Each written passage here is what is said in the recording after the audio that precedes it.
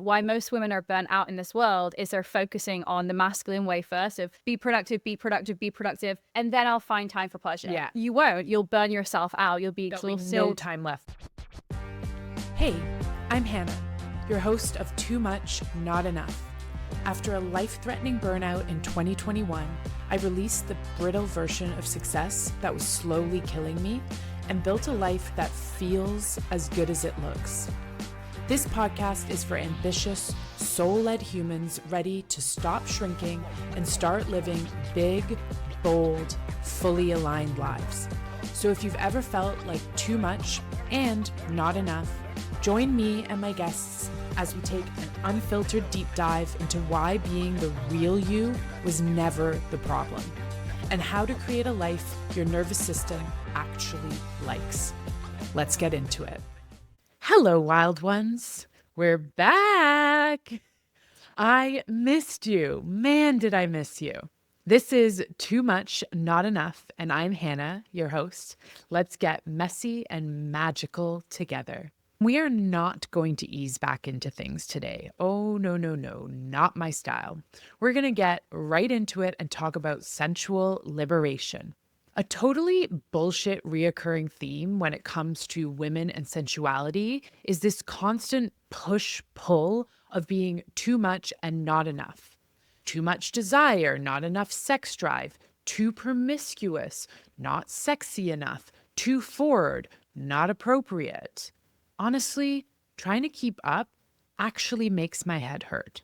So, since you'll never make everyone happy, honestly, stop trying. It's not possible. I have tried.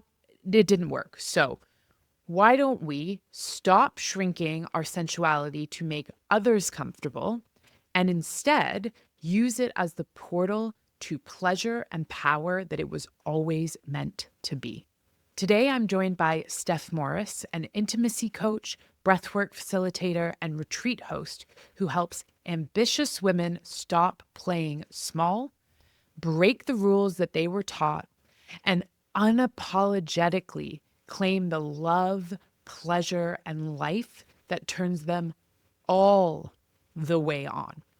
And together, we're going to talk about how being primal, messy, and untamed creates an orgasmic life. Welcome, Steph. How are you today? I'm good. How are you? Very good, thanks. I'm always excited about every episode, but I'm really extra excited about this episode because this is an area I would say that I've personally touched the least. A lot of like what I've talked about with guests, I've had a lot of involvement in, or like I do it myself in my coaching, or, you know, I've taken courses on it, but this is something that is newer territory to me. So I'm very excited to hear what you have to say.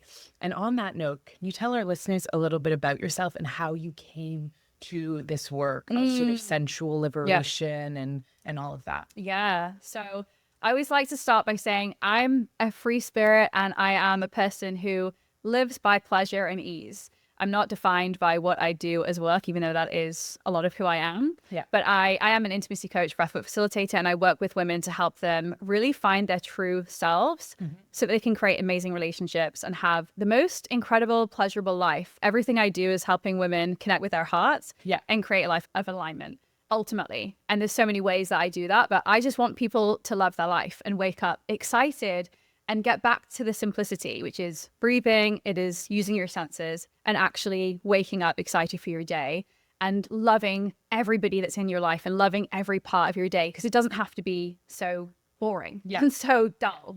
But how I got into this work is just my own personal selfish transformation journey.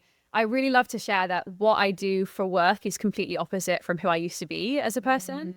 So I'm not the kind of person, I have many colleagues and friends who are like, I always knew I was going to be like a sex coach or like work with people. Not me at all. I was the most disconnected person from my body until I was 28. I had so much shame, so much disconnect. I never thought of myself as a sexual person. I wasn't interested in sex. I had no libido. I would never self-pleasure. I hated my body and just was constant yo-yo dieting, like felt really so much discomfort in my body. But I never really thought anything about it. I was just like, that's just who I am. It's not really an important area of life for me.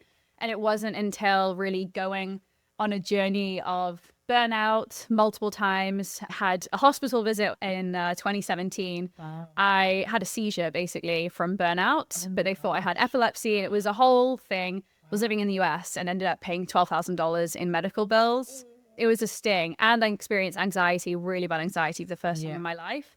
But that wasn't enough to stop me. Of course not. I carried on. You're like, after this that. is normal. I've got to keep going. 5 hours of sleep, no problem. 5:30 a.m. personal training, 3-4 cups of coffee a day, working out, like working till midnight. I just thought that was life, but it wasn't really living. And it wasn't until my relationship that I was in at the time kind of got to this point of just disconnect, roommates, basically living in the same place, best friends, so much love, great relationship on paper, but there wasn't that eros. There wasn't that connection, that passion. I was just like, I'm just not really interested in sex anymore. Yeah. And basically 2020 was the year that changed everything for everybody. And that's the truth for me. And one thing led to another where I went on a retreat. So I'm passionate about retreats now.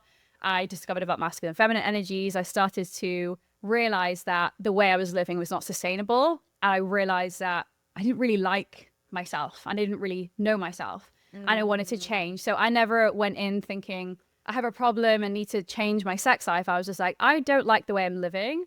And this can't be it. There's got to be more. Right. I'm not just living to work. And I ended up hiring a sex and relationship coach. And within 2 months of working with her, I was like, ooh, this is what I'm supposed to do. Like, this is 100% what I meant to help other women with, but I have to go on my own journey first. Yes. And I was just so obsessed with the simplicity of the work, coming back to my body using breath, moving my body, slowing down the world by just tuning in and tuning out the external world. And very, very quickly, things started to change for me and I started to show up differently. And the relationship that I was in at the time, we went from having no sex to like more sex in the next month than we'd had the previous whole year. Wow. And it was because of me and the way I was changing. And so the sex life changed and I was like, okay, this is pretty great. I'm not this asexual or like disconnected sexually person. I'm actually just had so much shame living in my body. Yeah. So I started to change. I started to feel different. I then started my business and was just like, everybody needs to understand that this isn't just about orgasms in the bedroom, but it is. And it gets to be just that, but it is also so much more. Wow. I relate so much to your journey. And I think so many women, and maybe some men too, but so many women will probably, who are listening, relate, because I do think there's this like way that we think we are supposed to be living. And what's so incredible about our bodies is they can endure a lot. Yeah. And so when you are working yourself to the bone, essentially, as they say, your body's like, okay, if this is what I got to do, this is what I got to do. And it'll get you through your days until it cannot anymore. But we just think, oh, that's normal. That's everyone's feeling like this. So everyone's working really hard and is busy and is overworked and all of that. And that's just how you find success. And then when you have that aha moment, and in some case, same with me, for you, it was maybe a couple of moments that needed to happen, that you're like, oh no, wait, we don't actually have to go like this. And it can be beautiful and exciting. And to just have that moment of like clarity, I think is so beautiful. And I can completely, again, relate to like wanting to bring that moment of clarity into others' lives, because you're like, this is crazy. I've unlocked this insane code. Everyone needs to know this.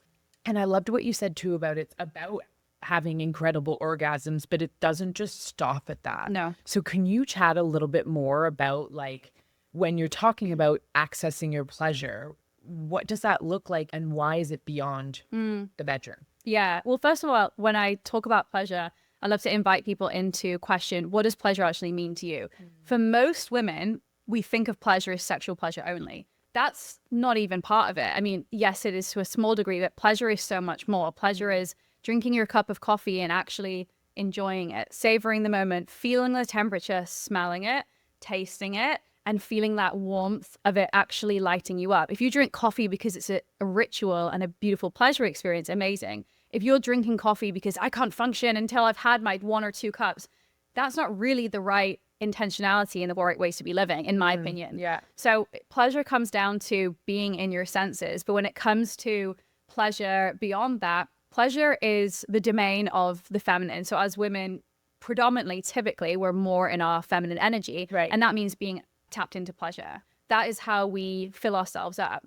So pleasure is about filling ourselves up and then being productive. Why most women are burnt out in this world is they're focusing on the masculine way first of be productive, be productive, be productive, and then I'll find time for pleasure. Yeah. You won't. You'll burn yourself out. You'll be exhausted. No time left. There's no time, and you have anxiety and you're living in overwhelm, and that's not the normal way. So actually, as a more feminine being, if we're tapping into pleasure first, we're filling that cup up, we're leading from that full place, we can then be more productive. We're then having our energy flowing, be able to increase our capacity because we're using pleasure first. Sexual pleasure is a small part of that, but pleasure is such a huge domain in itself.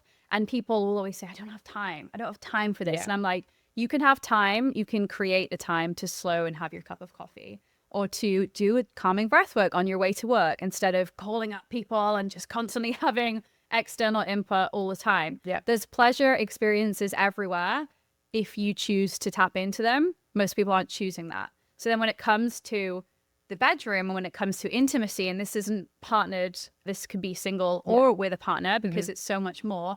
This is really where you're really squeezing the juice out of life. You're really experiencing everything.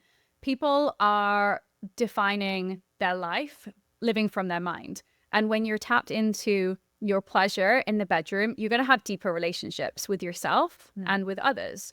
You're going to be able to relate more authentically because sexual pleasure is about knowing yourself, it's about knowing your body, it's about being able to meet all your own needs and filling yourself up. And then you're operating from the space of overflow, which serves everyone. If you're a mother, that serves your children. If you're a wife, that serves your partner. If you're a business owner, that serves your business, that serves your clients because you are full. Yeah. You're not waiting, I have to make $100,000 and then I'll go on a holiday. It's like, that's such a backwards mentality that's always going to lead to burnout. 100%. And it's putting pleasure last. Yeah, always. Always, because I have experienced this myself. But like when you say, okay, I've got to get all of these things done and then I can enjoy life, whatever that looks like, your nervous system is not in a state of safety. And even if you reach those goals, you're going to set other ones before you even have time to then enjoy what you've done. So like you said, they're like, okay, I've got to make $100,000 before I go on a holiday. Well, you'll probably make that $100,000 and then still feel like unsafe, like it's not enough and you don't deserve to go on the holiday yet.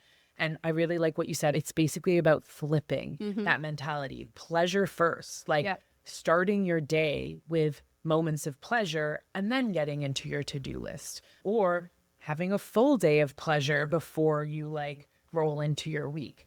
But speaking from experience, that used to be really hard for me to like put the to-do list after the pleasure. What are like one or two ways for women who are like, could never, I have too much, I'm a mother, I run a business, I could not put pleasure first. I have way too many things to do. What are like the first couple things you'd say to someone like that? It's really weaving it into your day. It's not seeing it as a separate thing, and it's not a to-do list. So go through your day. This is what I get women to do. Go through your day, and I'll do it with clients. How do you start in the morning? Okay, can you create 2 minutes before you do something else? If you're getting up and you're walking to go to your fridge to get a glass of water, how can you create a micro moment of pleasure in there? When you're drinking, everybody has a morning beverage. Like, who does not have some kind of beverage? How can you make that a pleasure experience? If you're washing your face at night and that's the only downtime you have before you're getting into bed, can you add a massage to your face rather than slapping your face on to try and, get the makeup off, get into bed as quickly as possible? Create 2 minutes to just slow it down, massage your head, bring some stimulation into the scalp so you can create that connection with your senses. Everything can be a pleasure experience. It's really go through your day and see those moments where you can slow things down. And it doesn't mean you have to say, fuck the to-do list. I'm going to focus all on pleasure. It's how can I give myself 2 minutes? Maybe there's a 2-minute breath work to do before you do something. The hint really here is, when you have something to do and you don't want to do it. Yeah. That's the moment where you lean in and go, okay, I don't want to do it. So let me tune into, and maybe pleasure isn't the right word for some people because they maybe have some kind of disconnect or shame or some kind of dodgy relationship with the word pleasure. So it could be presence, it could be joy, happiness, whatever feels right for them is create 1 minute. It literally takes 1 to 2 minutes to regulate your nervous system. to open up your heart and to bring you back into presence. If you're not regulated, whatever you do afterwards is not going to be as good as if you're coming from that regulated space, and pleasure regulates your nervous system. So pleasure, presence, joy. So you just go through your day, you make a list, and you're like, okay, I'm going to commit to this. And if you say, I'll try, I'll attempt, you're not going to. You have to say, I'm going to do this. Yes. Because I deserve that. And this is just my right. And just watch, if you were to do this for 7 days straight, just watch how your energy would shift so much. The way you show up in relationships would shift so much, because you are feeling full and more regulated out of the mind and into the body. And everything is good that comes after that. Oh, that's beautiful. And I mean, I always say it sounds simple. It's not necessarily easy, but it's such a simple way to perhaps combat things in your relationship or with work that you are like spinning your wheels and thinking, why isn't this working? Why are we, me and my partner so closed off to each other? Why haven't we had sex in forever? And you're thinking, okay, we've got to go to therapy and we've got to say, and then that overwhelms your system. You're like, whoa, that's so much. But then when you look at it this way and you're just like, I have 2 minutes today to dedicate to this. And then maybe I'll commit to 7 days of this. And it does have this almost magical quality of how it shifts what's happening around you. All of a sudden, these points of extreme tension in your life where you're like, I don't know how I'm going to fix this, start to just kind of like dissipate or shift. And I think that's what's so freaking amazing about women, is this feminine sort of divine quality that we have within us when we allow ourselves to tap into it, can move mountains seemingly with like a feather. Yeah. Which is so cool. Yeah, totally. From that, what have you noticed in your life? Like, you talked a little bit about how things shifted when you started tapping into this work, and that, you're having a lot more sex and things like that. But what are some things that you can share that you were like, wow, I can't believe something so, again, simple created this outcome that I had been trying for forever? Well, really, where I fell even more in love with this realm of pleasure and sexual healing ultimately was, everything was great through life. I ended up getting married to that person. It was all beautiful, good sex life. And then everything came crashing down. Wow. Our marriage unraveled very quickly. It was very dramatic, and it's a long story, but I ended up getting divorced. And this work literally saved me, because I had the connection to myself. I had the connection to my intuition. I knew what it felt like to heal my sexual shame and shame around my body, which ran so deep, and it does, especially for us as women.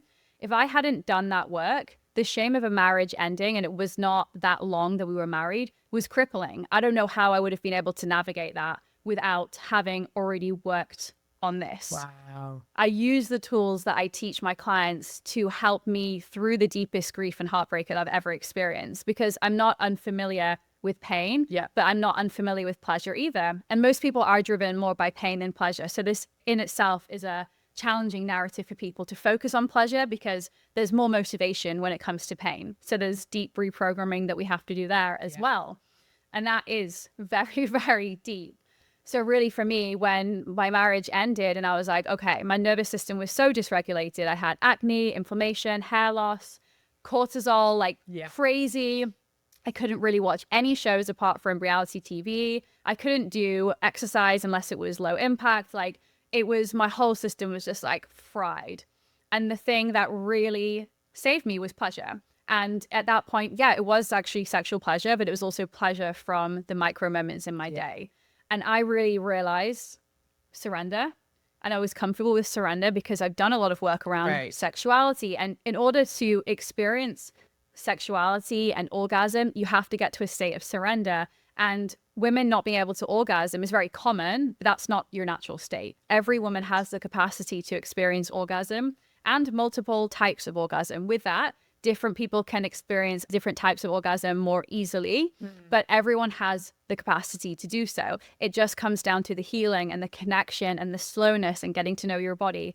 So when I was going through this, I was like, okay, let me lean on these tools. So was able to use self-pleasure to help me heal the pain that I was in. And that's where I was like, okay, had I not experienced this, I don't know how I would have handled this phase in the same way. Because shame is a part of life, but it's not something that we're supposed to live with. We can experience shame in micro moments, but if you're having shame within you control you, that's such a low frequency to be in. And that will eventually create such disease in your body that will turn into something manifest physically, because we're not supposed to be in that. And shame is so crippling. We hold it in. We try to hold it on tight. We're controlling. Yeah. And we have to really share it and find the tools to dismantle it and let it go, because your shame will have more power over you. But when you take the power back, that's where you really take control over your life. Yeah. And you can really, really, really heal. So that's why I say to people, life is challenging. There's no two ways about it. You can do all the work. You can have all of the tools, and shit's still going to hit the fan. There's still going to be death. There's still going to be things that go wrong. There's going to be life events and whatever the fuck happens in the world that we can't control. But we can control how we respond in the face, so that we can control the tools that we have to support us. And we have to be able to navigate rejection and grief and loss and heartbreak in this life. If we don't have the capacity to navigate that, we'll try and control. We go, I'm going to tighten my grip. Yes. I'm going to close off. I'm going to shut down. I'm going to disassociate because it feels safer to do that. And then you get more into that freeze response. And when you get stuck in that freeze response, eventually you'll start shutting down. Eventually you become so disheartened and living in that hopelessness that life isn't worth living anymore. And that is the path that it gets to. And when you're so far in that, it's really hard to come back from there. Yeah, 100%. And I think what you've just brought up there is so important, that it's like,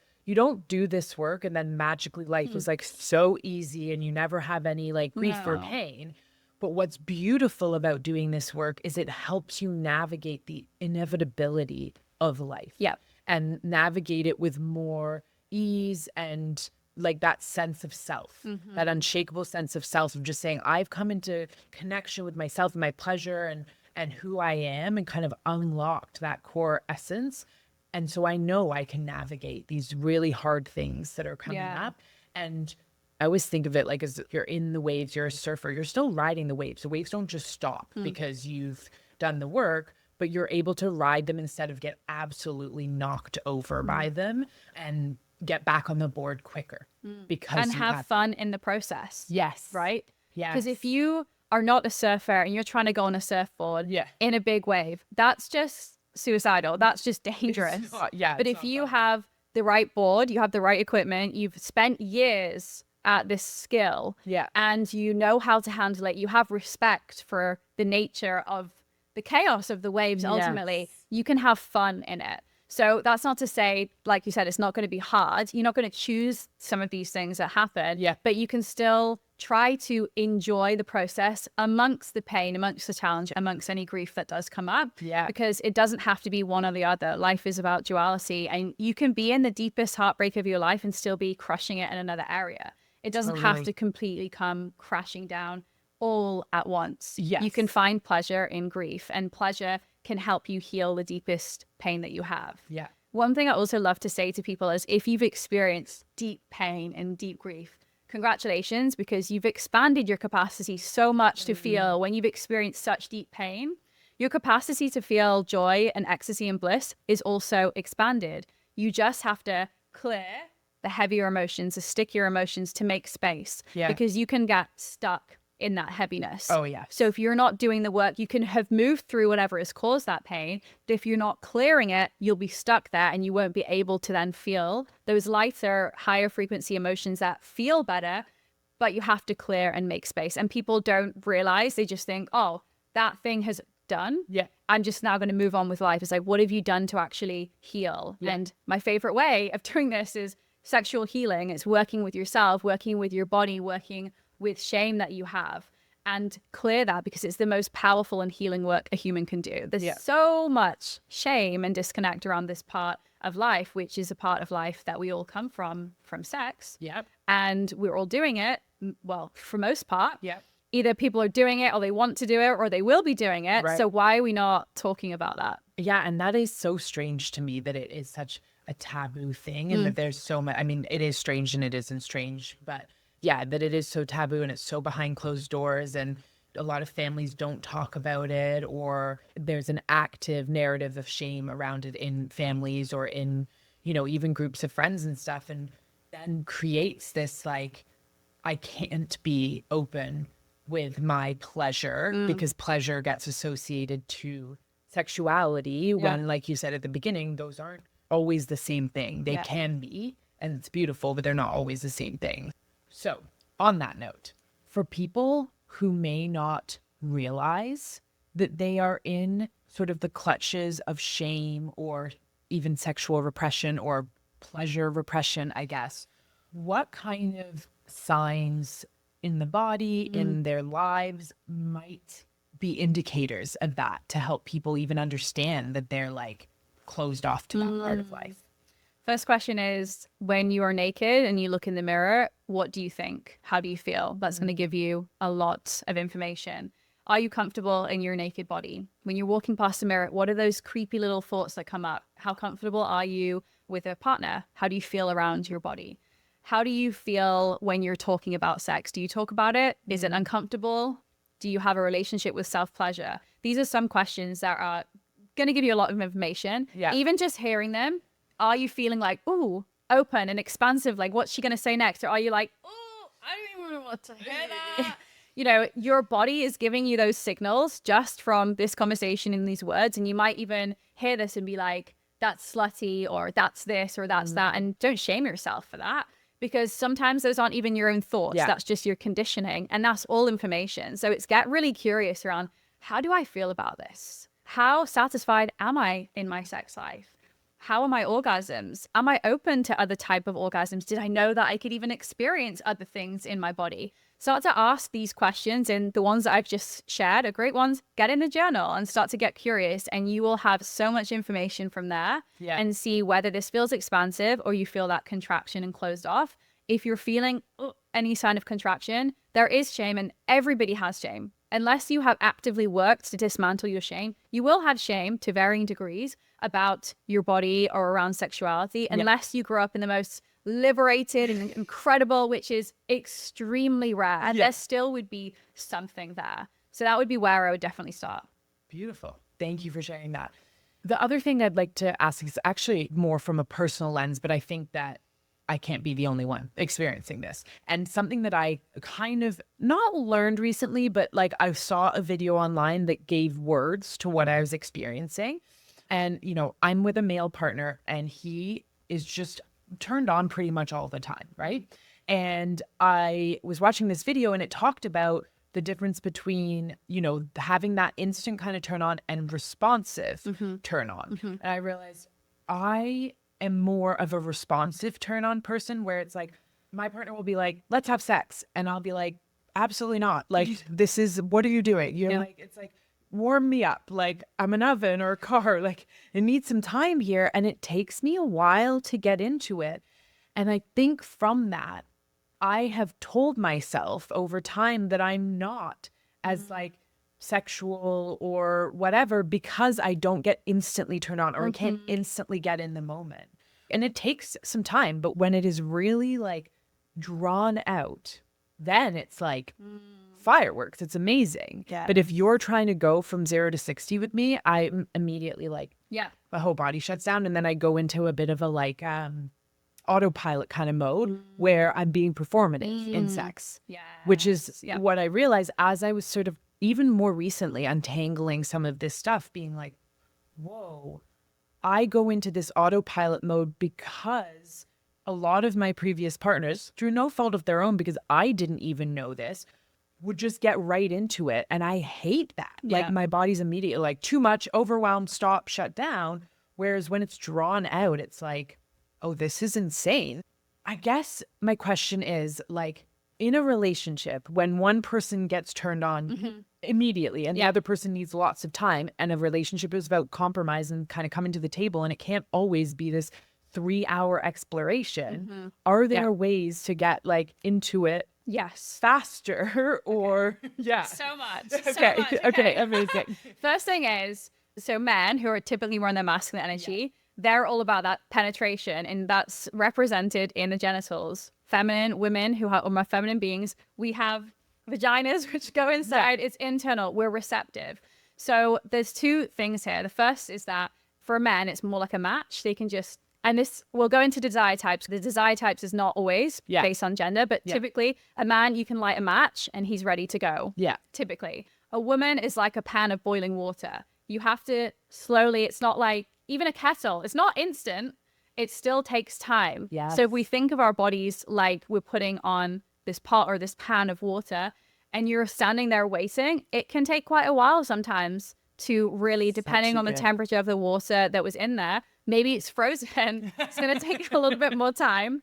And if you think about that as your nervous system, if you're in a freeze response, you're going to have to get out of the freeze response, activate that calming state in your body before you're even close to being ready to be slightly turned on. So that's the first thing. Yeah. And then the second thing, when it comes to desire types, there's the responsive and then spontaneous. And this isn't gender. This can be anything. Your desire type can change, and it can also change depending on the partnership that you're in. But let's just say spontaneous is where it's like instantly you can think about it. You could just be walking down the street and you're like, oh my God, I'm so turned on right now. Responsive is that you are responding. So you don't necessarily think about sex and think like, oh yes, I really want it. But if you are getting intimate in some way, and we'll kind of dive into this a little bit deeper, then you're having some touch and you have some connection, and you have that emotional connection, and you're feeling some sensual touch or a stroke, then you're starting to get turned on, then you're starting to get warmed up, and then you're like, yes, now I'm ready to go. So those are the desire types. And typically you'll have one of each in a relationship. Not always,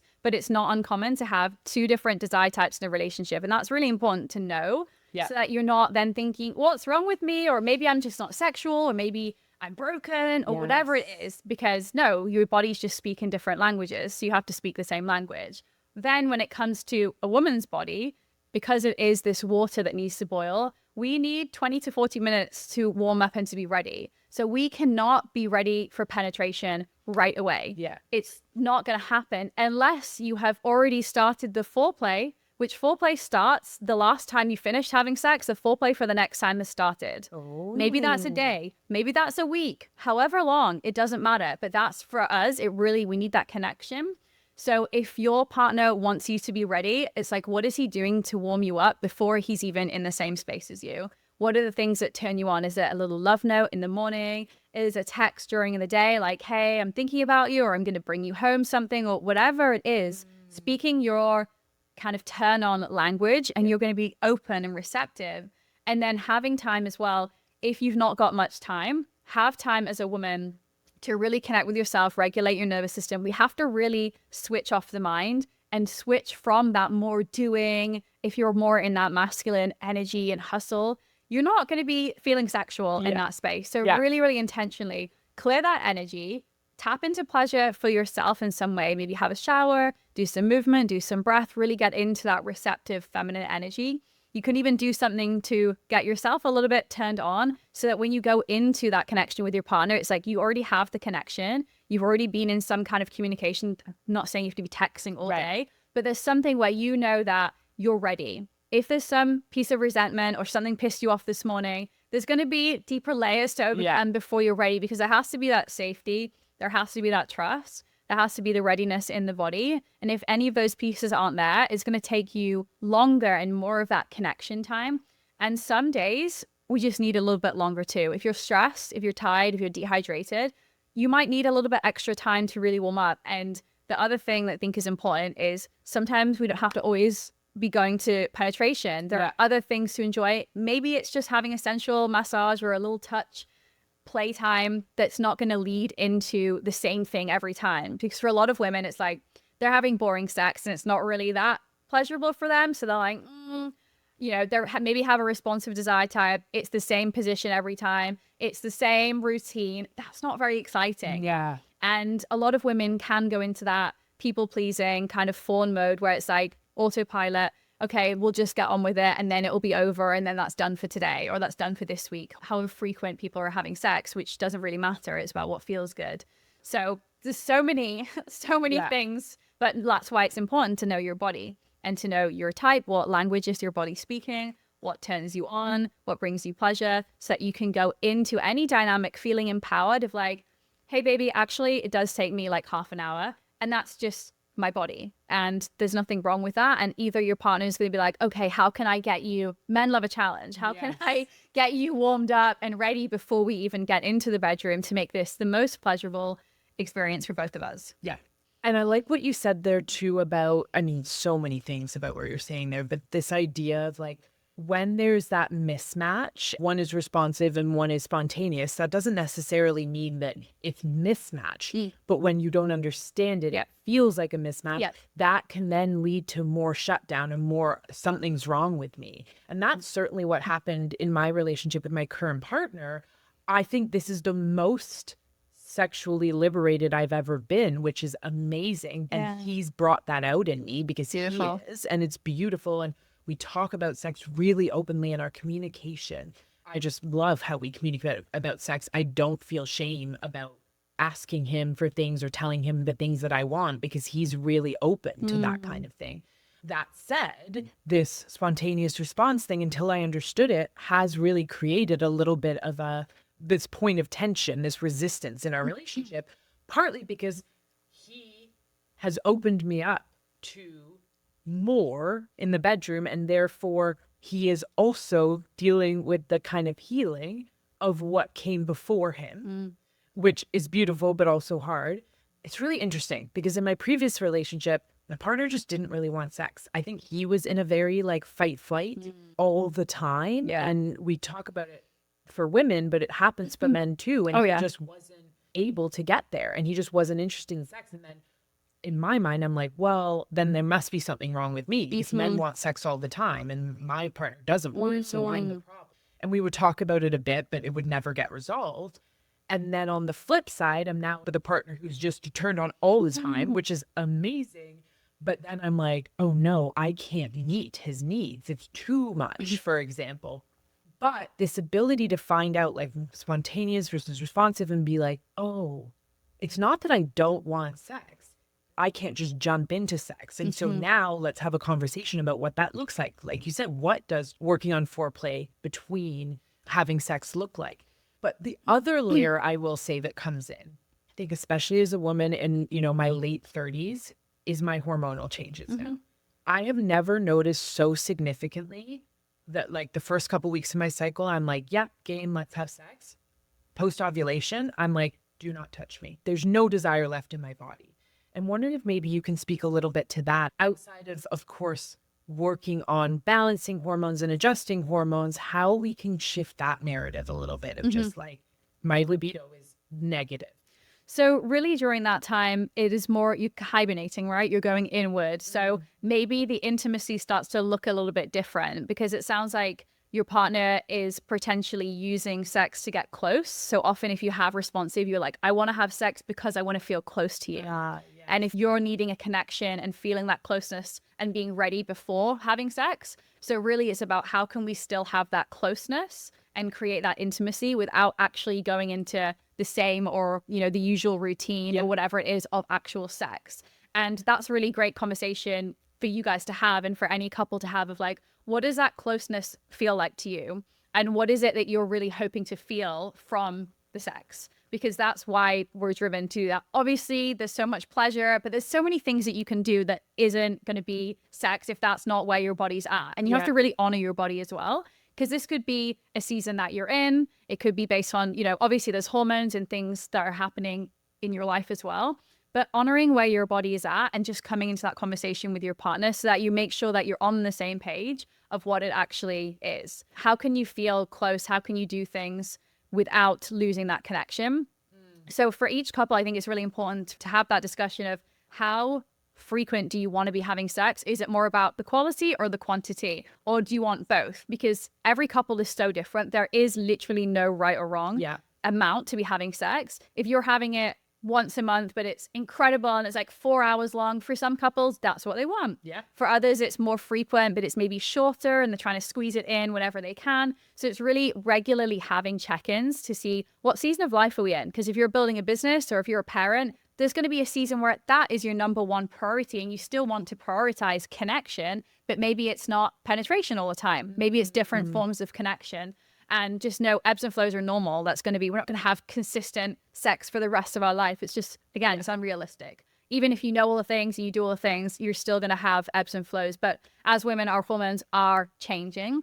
And for women, when those hormones are changing, yes, your libido is going to be affected. So prioritizing hormones, but prioritizing sleep are really important. Hydration, reducing stress as much as possible, because like we said, if you're in that fight or flight response, the first thing that goes when stress comes in is libido, because you don't want to be procreating from a stressed out place. Right. You're in survival mode. So biologically, we don't desire sex if we're in that stressed out mode, which is the same thing for men. Libido goes first. So compassion is so important when it comes to this, and curiosity, because there really isn't a one size fits all. Two people in a relationship, any dynamic, it's so individualized and so personal.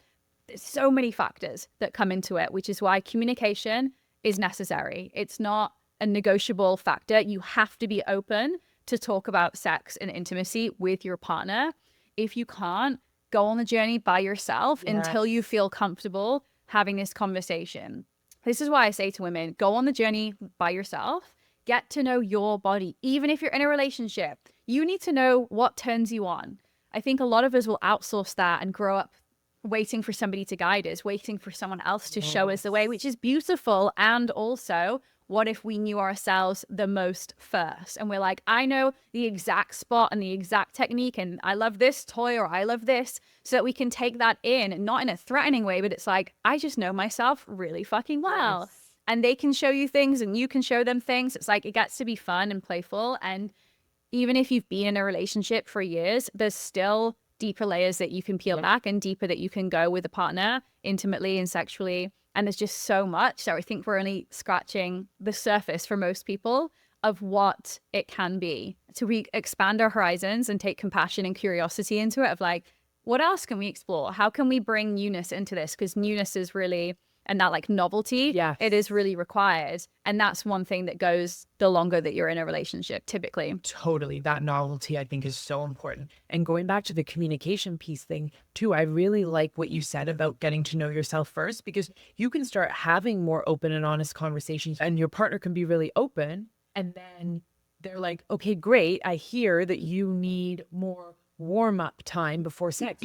What does that look like? And then you're like, I don't know what that looks like. And you're stumped. And so you can have a partner who's like, yep, I'm ready to support you, but you need to be able to communicate what it is that you want. So going on that journey for yourself first, I think, is almost an overlooked piece, because sex and intimacy is often in relationship with another or multiple people. And so once you figure out what you need first, you can come to the table being like, I need warm-up time, and this is what that could look like. Here are some things. And then that helps your partner be like, okay, great. You've given me direct things. I can action that. That's no problem. But when you start the communication, then it just gets kind of stopped, because you're like, I can't give you an answer to that. And that can cause, I think, what's wrong with me feelings, because you're like, I can't even verbalize. Exactly. I'm a 30-something-year-old woman. How can I not verbalize what I want, or what gives me pleasure, or what turns me on, kind of thing? And I don't think it's abnormal to get into your 30s, 40s, 50s and beyond and 100%. not know that. Most people don't. It's not something that's taught to us. And I think we really do have to go on this journey of ourselves to have that empowerment, because otherwise we're still outsourcing one of the most important parts of our life to another person. I'm not going to self-pleasure because I'm going to wait for my partner. It's like, actually, as a woman, the more that you self-pleasure, the more connected you are to your life force energy, the more vibrant and radiant you'll be, the more full you'll be, the more turned on you'll be, and you'll be taking that into your partnership. It's a little different for men, and that's kind of a whole other conversation. But for women, you can't like outdo your sexual energy. You can't be like, oh, if I have an orgasm this morning, I'm not going to want one later. It's like, actually, you probably will, like, depending on the person. But the more you're filling yourself up, the more you're going to want it as well. That's, for me, something's really important. So when I was with my ex, like, he knew that self-pleasure was a very important part of my life. And if I wasn't doing it, we weren't having sex, because I would always fill myself up first. And if I was disconnected from my own self sexually, we would end up being disconnected from one another. So he knew, like, prioritize yourself, like, go into your office and, like, close the door. Because that was really important to me, because that's how I connected with myself. It's ultimately a beautiful self-love experience. And I always say to people, don't bother doing self-love work. Just heal yourself sexually and focus on self-pleasure.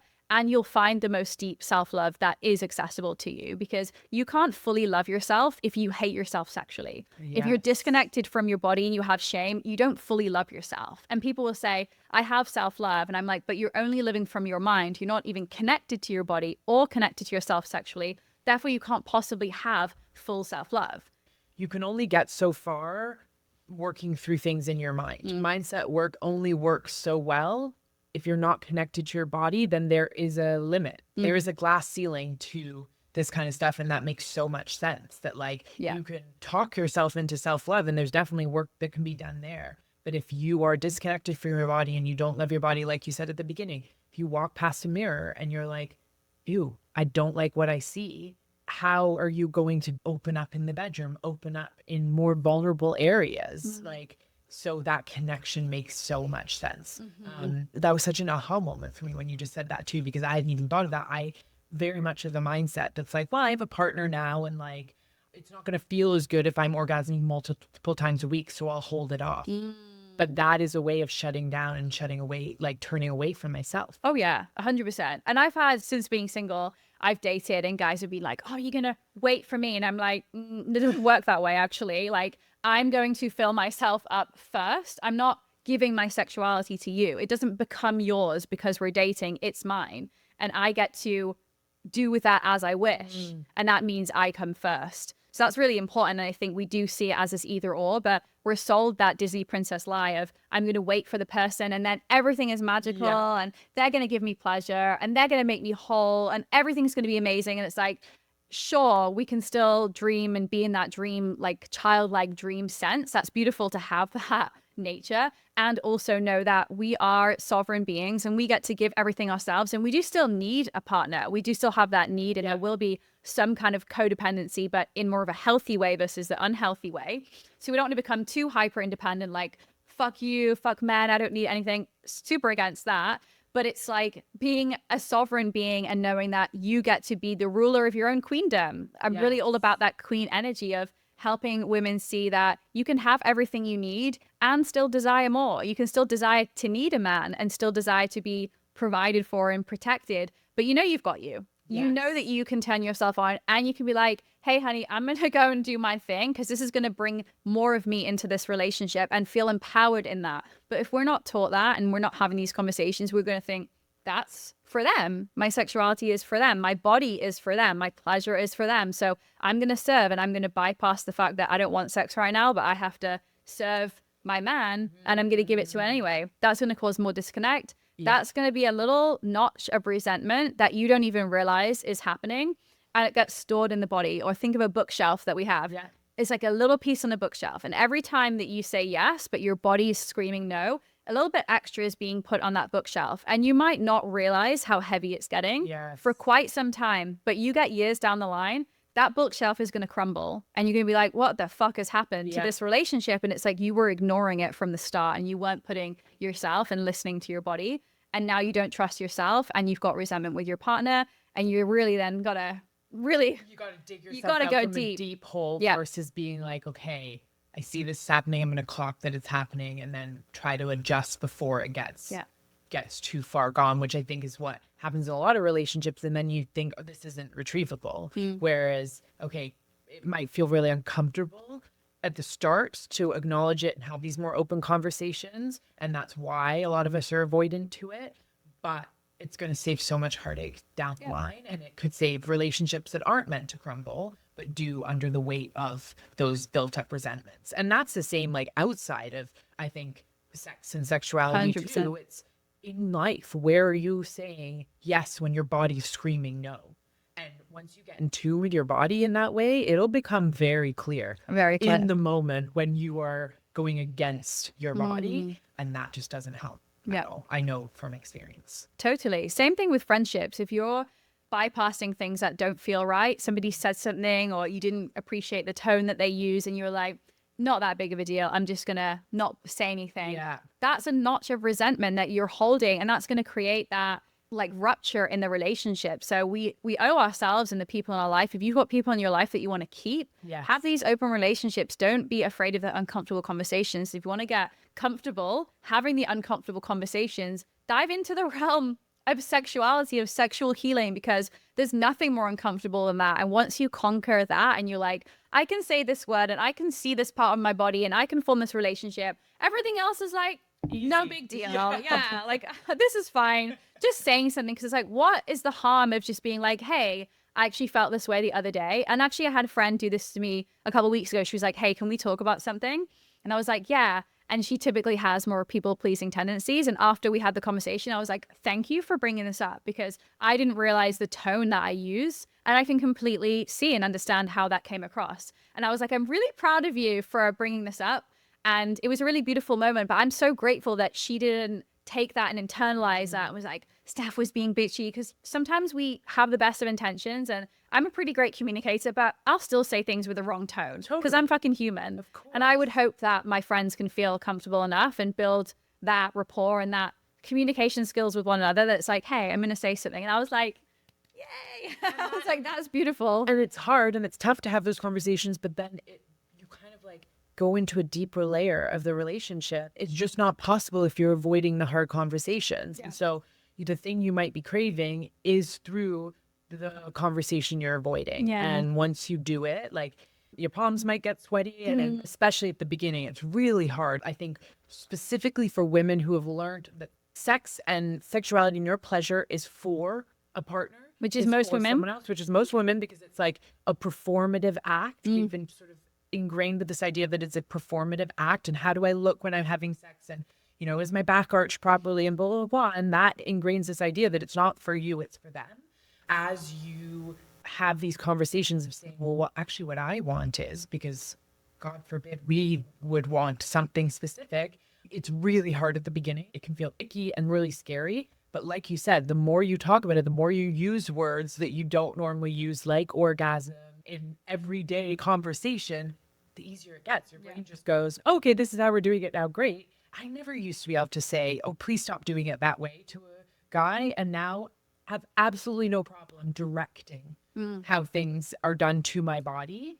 And yeah, your body. Like, why would you not? Yeah, exactly. Able to. It's crazy when we think about it, but it's scary. Yeah. Because we're constantly outsourcing. And you know that you've healed a lot of shame when you can say the word pussy and it's the same as the word money to you. There's no feeling in the body, you know? Or you can say the word orgasm or self-pleasure and it's like neutrality, because there's no charge against it. So let's go through a list of words, each person like who's listening to this, and be like, what is the charge in my body? And then again, it's all information, and that just gives you some insight. Either do something with it or don't. But get curious and be like, there's something that maybe I'm not ready right now, but I have awareness that there maybe is a little bit of charge, a little bit of shame that I still have to work through. Totally. And that is great to say, like, just because you get information doesn't mean you have to act on it immediately. No. It's okay to not be ready and to maybe just put it aside and say, I'm going to come back around to that kind of thing. Like, that permission is beautiful, I think.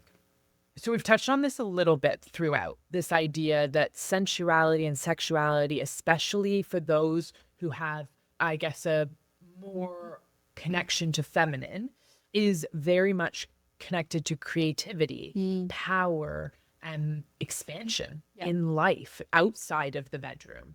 To you, what is that connection? And how can, for example, women who are looking for a more expansive, joyful life, whether that be as a mother, a parent, or as a business owner, make that connection from tapping into your liberation sexually to tapping into liberation in life?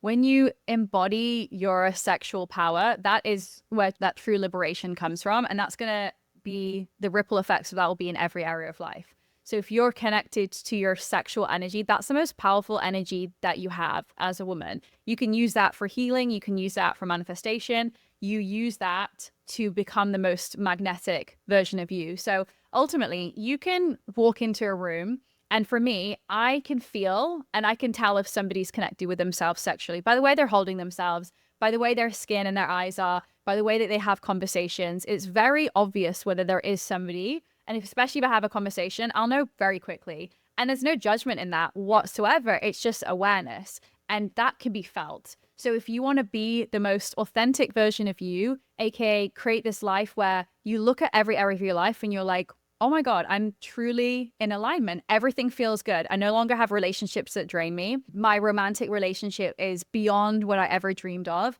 My work lights me up so much. I get to roll out of bed and I'm so excited. I'm not dreading the 9 a.m. start or whatever it is, a Sunday night. I'm excited.